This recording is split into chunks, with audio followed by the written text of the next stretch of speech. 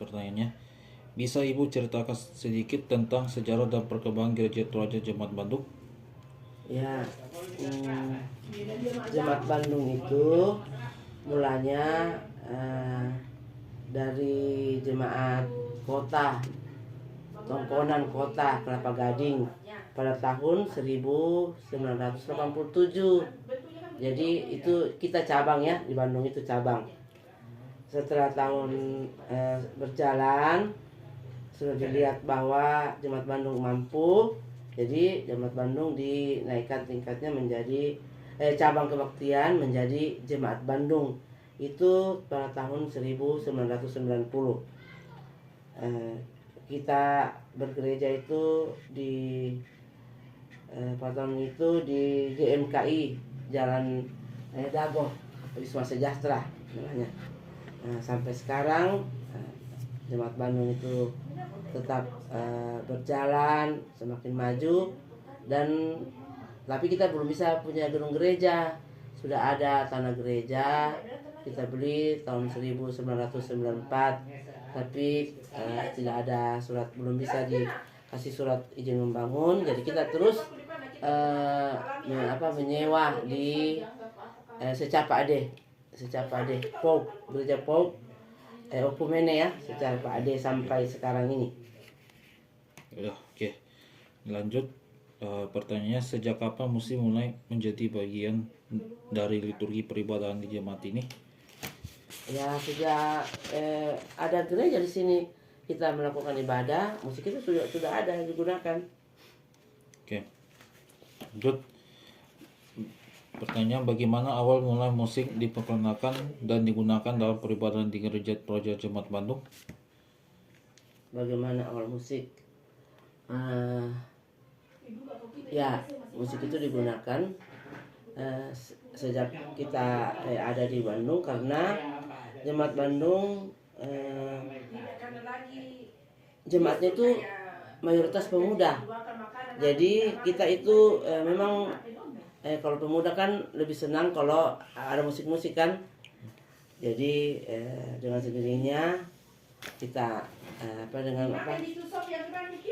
mengupayakan musik itu ada, misalnya gitar, piano atau keyboard, begitu kita gunakan. Oke, lanjut pertanyaannya, apakah ada pengaruh budaya Toraja yang tercermin dalam musik liturgi yang digunakan? Apa ada pengaruhnya? Ya. Sebenarnya tidak ada sih pengaruhnya tercermin dalam musik. Tetapi dengan adanya musik sangat membawa atau membantu untuk mengikuti lagu-lagu yang dinyanyikan. Seperti lagu-lagu Toraja kan biasa kita kurang familiar ya. Tapi dengan ada musik kita terbantu. Oke. Lanjut, siapa saja yang terlibat dalam pengembangan dan pelaksanaan musik liturgi, misalnya pelayanan ibadah, organis, paduan suara? Ya, semua jemaat. Pada umumnya itu pemuda. Oke. Lanjut, bagaimana bentuk atau jenis musik yang umum digunakan dalam ibadah, misalnya himne, lagu rohani kontemporer, lagu daerah, dan lain-lain? Musik yang biasa digunakan itu umum ya, dalam nyanyian jemaat, paduan suara, itu misalnya keyboard, gitar, alat musik tradisional lainnya seperti suling. Kita kan sering gunakan sulingnya, apalagi kalau ada lagu-lagu yang nuansa etnis Toraja, itu kan cocok sekali kita gunakan. Ya, oke. Oke, lanjut, apakah penggunaan musik dalam liturgi mengalami perubahan dari waktu ke waktu? Jika ya, apa saja perubahannya dan mengapa terjadi?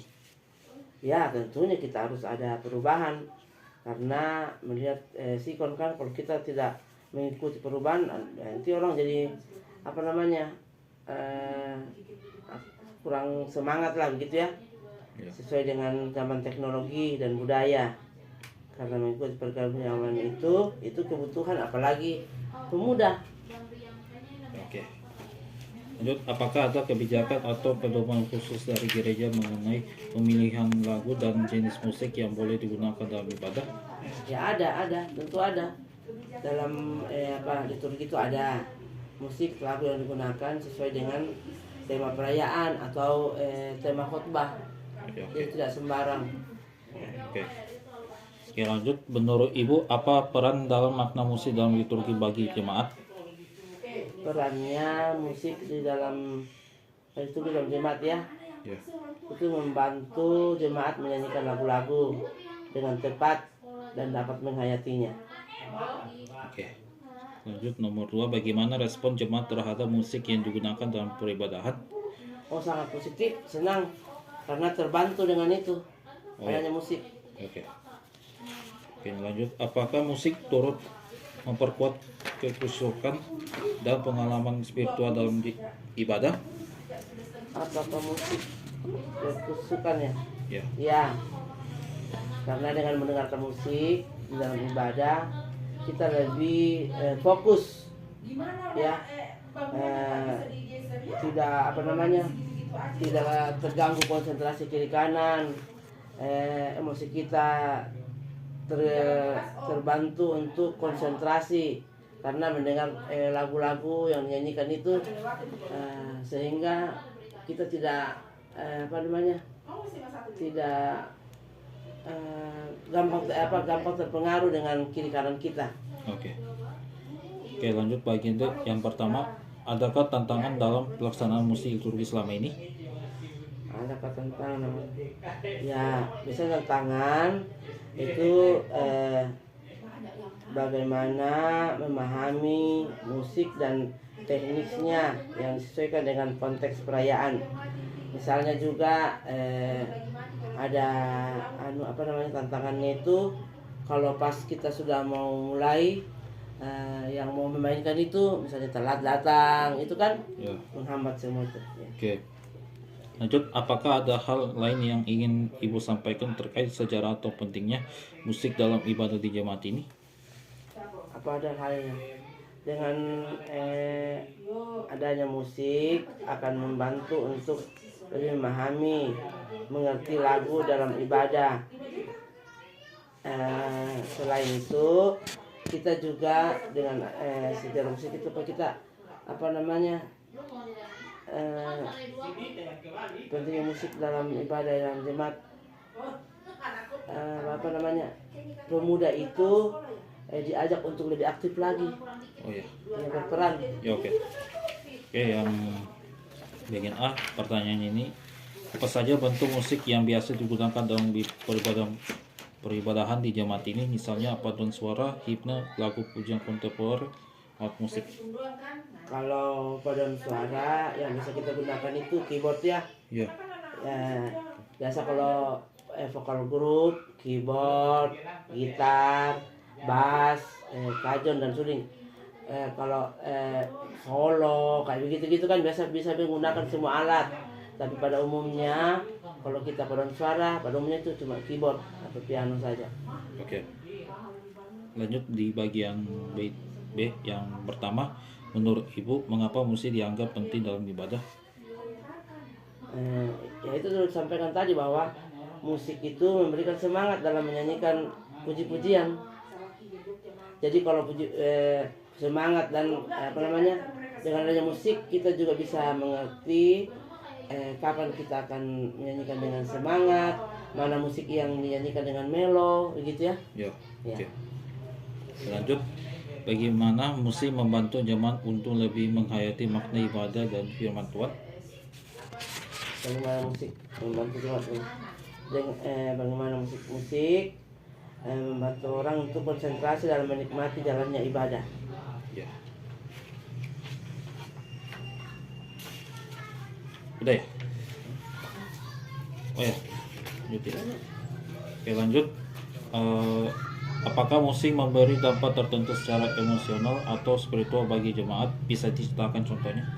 Ya, contohnya kalau lagunya semangat, tadi saya sampaikan tadi, Ibu sampaikan, kita juga semangat menyanyikan. Kalau lagunya lambat atau sedih, kita juga menyanyikan. Jadi kita terbawa arus dengan musik itu. Ya, oke. Selanjutnya, apakah musik juga berperan dalam memperkuat identitas kekristenan atau tradisi gereja terhadap dalam ibadah di sini? Apakah musik berperannya? ya berperan. Jadi misalnya di mana musik Kristiani dinyanyikan, dibunyikan, kita biasa termasuk suasana kita itu terikut juga, musik kita juga terikut. Kadang biasa juga ya kalau saya misalnya di kendaraan, di angkot, di mana, di mobil pribadi, kita jadi terikut juga suasananya dengan musik itu, musik kekristenan. Oke. Ya lanjut bagian C. Yang pertama, bagaimana proses pemilihan lagu atau jenis musik untuk ibadah? Apakah ada kriteria tertentu? Nah, tadi saya sampaikan bagaimana proses pemilihan lagu itu sesuai dengan tema yang akan dibawakan, firman Tuhan yang akan disampaikan. Jadi liturgi itu berbeda-beda kan. Ada misalnya liturgi untuk ibadah ini, ibadah syukur, ibadah ini. Jadi itu menentukan. Oke. Kedua, apa tantangan terbesar dalam penggunaan musik dalam ibadah jemaat ini? Misalnya keterbatasan alat, sumber daya, referensi jemaat. Ya, itu biasanya keterbatasan alat. Itu juga misalnya masalah dalam pemeliharaan alat. Jadi seperti dulu kita sudah punya alat drum. Dulu kita sudah punya alat drum. Sekarang udah nggak dipakai lagi karena pemeliharaannya ketika yang mau menjalankan itu sudah tidak ada, tidak pernah dipakai lagi. Akhirnya drumnya rusak karena kita punya drum itu tahun 2020. Sekarang nggak dipakai lagi. Oh ya. Oke, lanjut. Nomor 3, bagaimana respon jemaat terhadap musik yang digunakan selama ibadah? Apakah ada aspirasi atau perubahan yang diinginkan? Ya, tadi saya sudah sampaikan bahwa positif, jemaat jadi senang. Kalau dibilang apa aspirasi atau perubahan yang diinginkan, tentunya perubahan di hal-hal yang lebih baik lagi, lebih maju lagi. Oke, yang bagian D. Yang pertama, menurut Ibu, bagaimana sebaiknya musik terus dikembangkan agar tetap berefek dan bermakna dalam ibadah di jemaat ini? Harus tetap regenerasi, berkelanjutan di dalam memainkan musik. Misalnya kalau kan pemuda sekarang yang rata-rata memainkan, kalau pemudanya tamat, nah itu tidak ada lagi yang ininya. Seperti Michael nanti kan, kalau misalnya Michael tamat, harus ada yang baru, begitu, ada regenerasi yang bisa menggantikan lagi, semacam begitu. Oke, selanjutnya, apakah ada pengalaman pribadi atau kasihan jemaat yang menunjukkan bagaimana musik berdampak besar dalam kehidupan iman mereka? Ya, jujur ya, dengan adanya musik gerejawi membuat saya pribadi ya, iman saya semakin teguh, saya semakin semangat. Misalnya pagi-pagi tuh mendengarkan musik, saya juga terikut menyanyi. Jadi walaupun misalnya kita lagi banyak pergumulan, dengar lagi senang, kita jadi senang. Jangan jadi kalau kita lebih, biasanya juga saya sampaikan sini, jangan lagu-lagu yang sedih. Kalau kita baru bangun harus semangat supaya membangun iman kita. Jadi kita nggak malah terbawa aja dimakan loyo begitu. Ya. Oke, yang bagian pembuka yang pertama, pertanyaannya, bisa ceritakan bagaimana suasana umum peribadatan di gereja Toraja Jemaat Bandung? Bagaimana? Bisa ceritakan bagaimana suasananya ya lancar lah, kita lancar, berjalan dengan hikmat gitu. Oke, nomor 2, apa peran Ibu dalam kegiatan ibadah di jemaat ini? Ya, peran saya di jemaat itu majelis dalam penatua bidang kerohanian. Oke, berikutnya yang bagian B. Yang pertama, menurut Ibu, apakah musik berfungsi hanya sebagai pengiring liturgi atau juga berperan menciptakan suasana ibadah tertentu? Ya, musik tidak hanya pengiring liturgi, tetapi mendukung terciptanya ibadah itu jadi kusuk. Jadi dengan adanya musik itu, kita yang tadi saya sudah sampaikan, kita jadi terkonsentrasi, bukan cuma mengiring doang, tapi melalui adanya musik itu seperti dengan menceritakan. Itu lagu-lagu itu kan menceritakan lagu apa yang kita nyanyikan itu menceritakan isi dari lagu itu. Ya, oke. Hmm. Oke, nomor 2, bagaimana musik mempengaruhi perasaan atau sikap hati jemaat selama ibadah, misalnya suasana khusyuk, sukacita, korektif, dan lain-lain.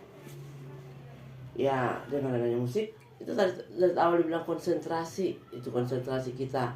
Jadi kadang kita itu kalau kita masuk gereja ngobrol, kalau kita musik terbawa suasana musik itu. Jadi memang sebagusnya ada misalnya instrumen-instrumen itu di gereja supaya kita nggak berpikir yang lain-lain, pusat saat situ lagunya apa dinyanyikan, suaramu ku dengar, jadi kita kayak mendengarkan suara Tuhan gitu loh.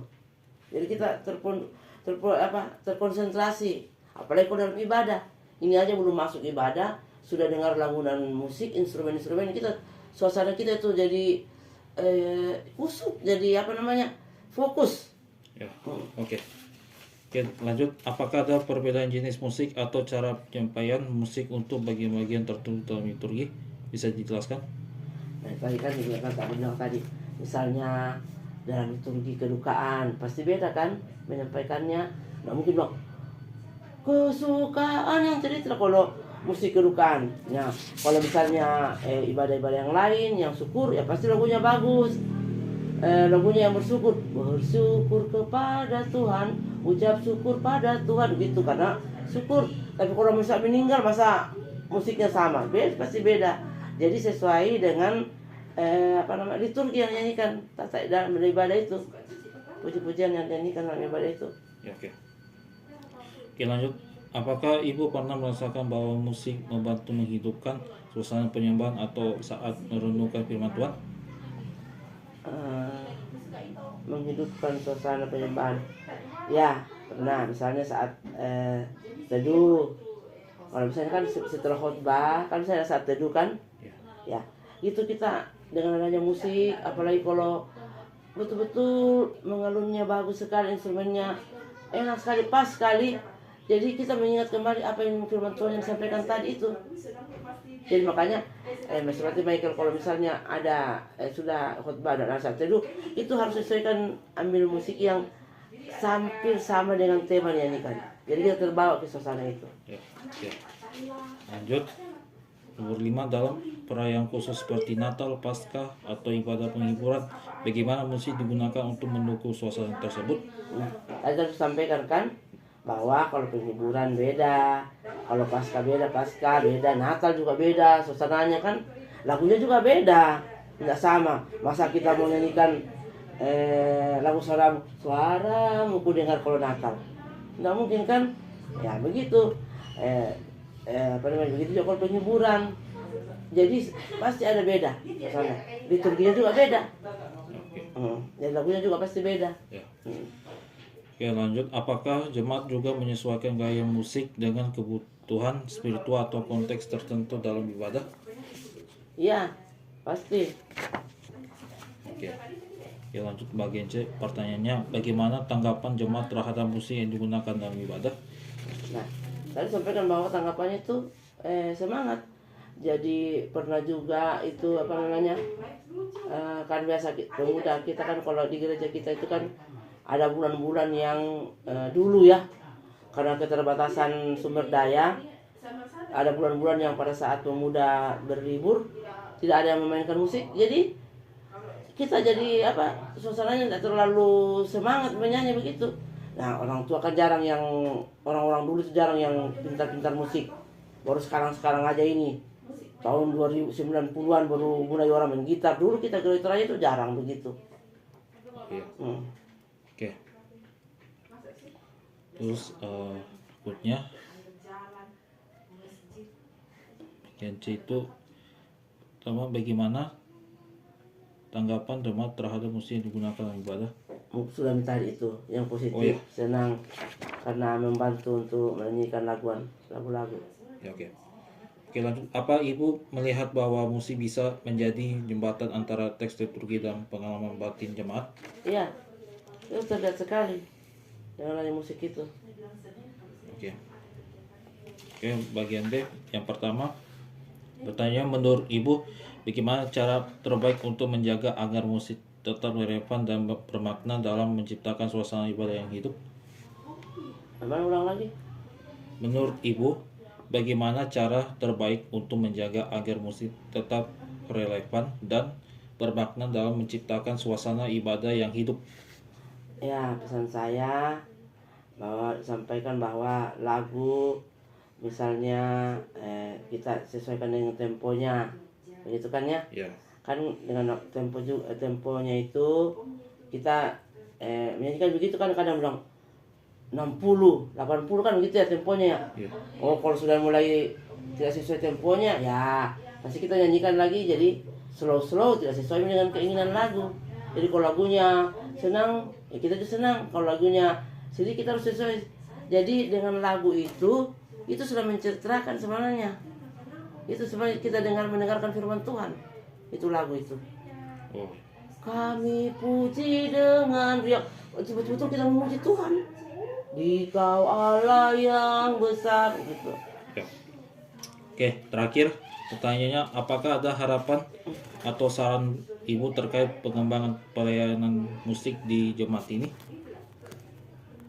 Konsulat tadi itu sarannya musik disesuaikan dengan konsentrasi dari jemaat agar semua bisa menikmati musik, semuanya bisa menikmati jalannya ibadah.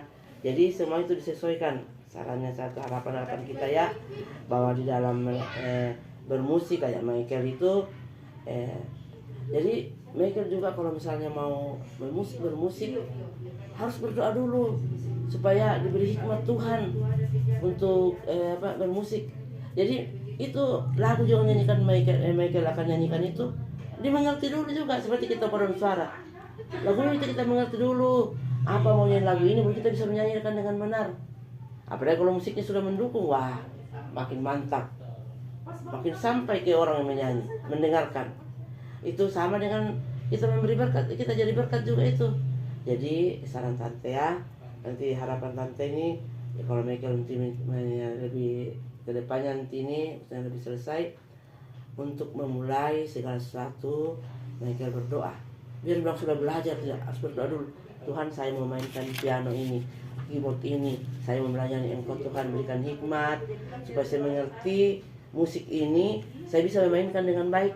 Jadi orang yang menyanyi juga itu dengan baik, yang mendengarkan juga itu mendapatkan berkat. Nah kalau kita banyak asal-asalan, tring nggak sesuai menyanyi juga, nggak abal-abal, jadi orang bilang apa maksudnya ini lagu ini? Itu lagu itu firman Tuhan itu. Pada paling Mazmur sama dengan lagu yang pembacaan di Mazmur juga. Itu lagu yang di Mazmur. Ya. Oke. Jadi harus ada disesuaikannya dengan kondisi-kondisi jemaat, kondisi-kondisi liturgi, suasana apa kita menyanyikan lagu-lagu ini. Dan jangan lupa Michael untuk melayani Tuhan harus berdoa sebelumnya supaya Tuhan beri hikmat, jangan ada gangguan lagi. Oh misalnya Michael mau main begini ada gangguan, jatuh kapalnya itu rusak ini, tidak boleh itu. Jadi itu minta hikmat Tuhan supaya Tuhan menolong untuk memainkan musik. Jadi Michael jadi sama dengan pelayan firman itu. Musik itu menjadi sama pelayan firman, menyanyi juga sama dengan memberitakan firman Tuhan. Ya. Ya. Ya. Oke, dah. Kasih Michael. Ya, sama-sama.